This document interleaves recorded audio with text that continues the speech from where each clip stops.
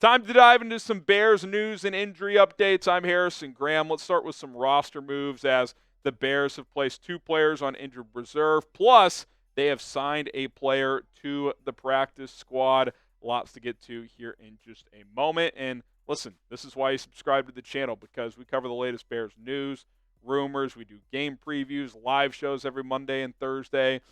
And game day will be live this Sunday for Bears Patriots. So hit that subscribe button, turn on notifications. We got you covered here on Chicago Bears Now.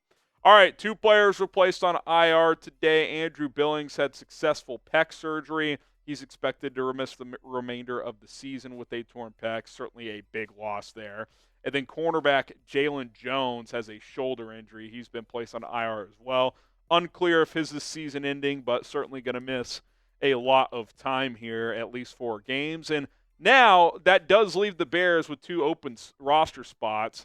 They signed Amir Speed from the practice squad to the 53-man the other day.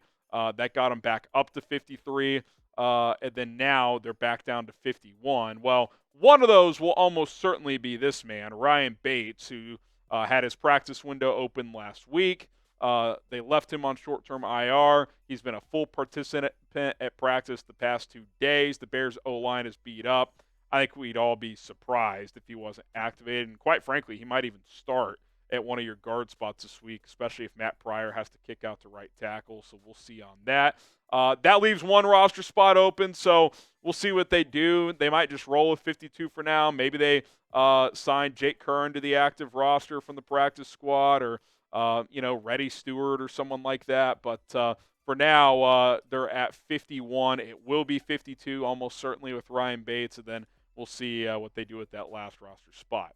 Someone they added to the practice squad is JT Woods, who was a 2022 third-round pick for the Los Angeles Chargers. I'm always fascinated when guys who go that high just a couple of years ago are basically out of the league and having to work out for teams to get back into the league. And if you're unfamiliar with his background, he is a safety, more of a thumper. I remember watching him a lot at Baylor because I watch a lot of Big 12 football. Pretty good college player, to be honest. Good athlete. Third-round pick for the Chargers in 2022. Not sure why, but it just didn't work out. Obviously brought in a new coaching staff this year. He didn't make their team. Has only played in 13 career games, only started 1, so he's been primarily a special teamer in the NFL. But take a flyer on an athletic guy who was a high pick just a couple of years ago. Bring him into your practice squad, and considering Jaquan Brisker still in the concussion protocol, you just lost Jaylon Jones. That secondary has been pretty beat up as of late, so not really much of a risk here, for being honest.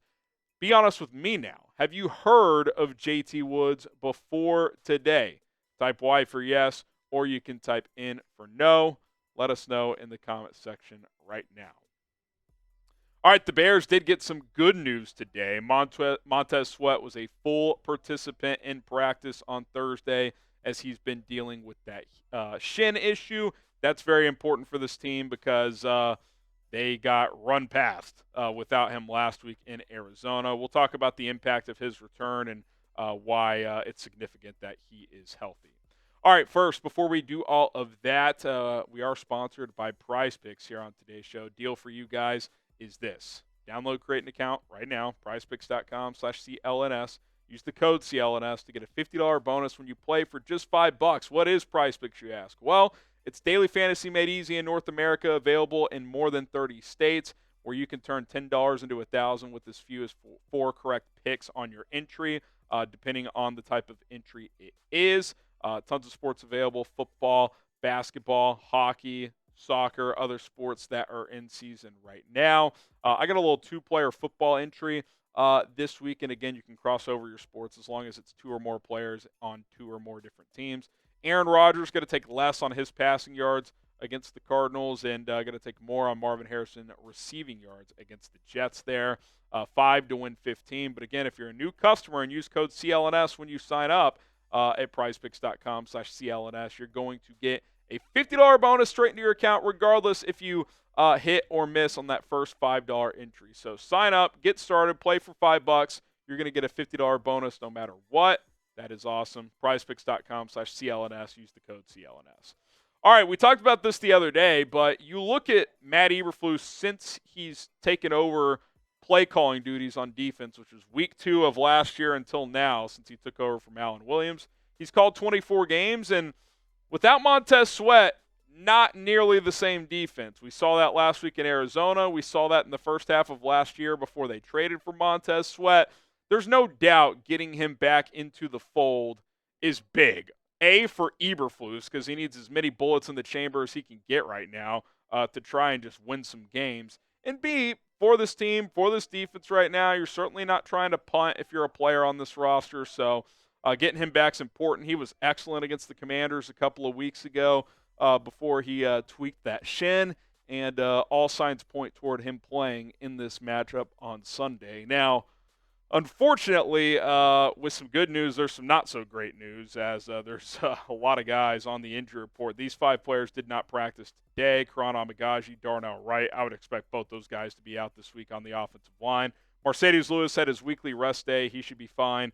Jaquan Brisker still in the concussion protocol, unlikely to play on Sunday. Noah Sewell, a new addition there with the knee on the injury report this week. He tweaked it last week and didn't look that great, so we'll see what's going on with him as the weeks progress.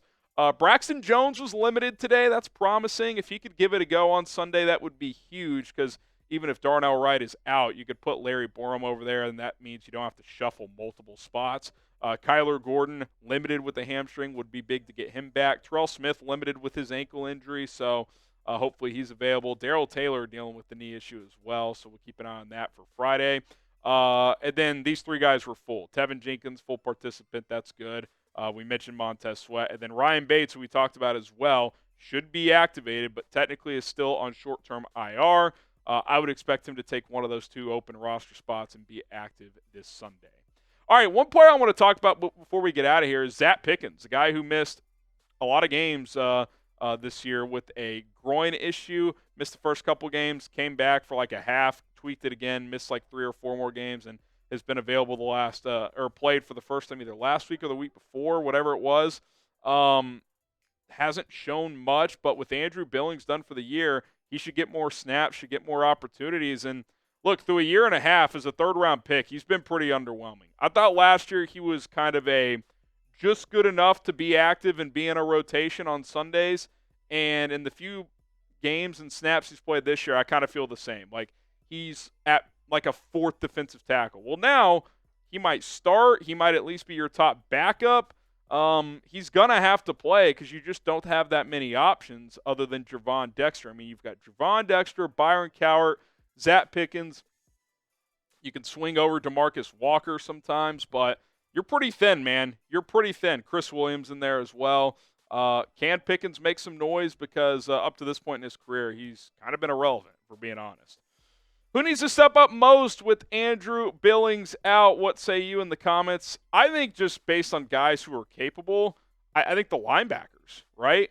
Like, you need obviously Pickens and those depth guys to step up, but you need the linebackers to carry more of the weight in terms of stopping the run. They have not done that as well this year, especially TJ. Tremaine has never been great at it, but Edwards was a star last year, and this year he's been good but not great. So let me know who you guys think needs to step up.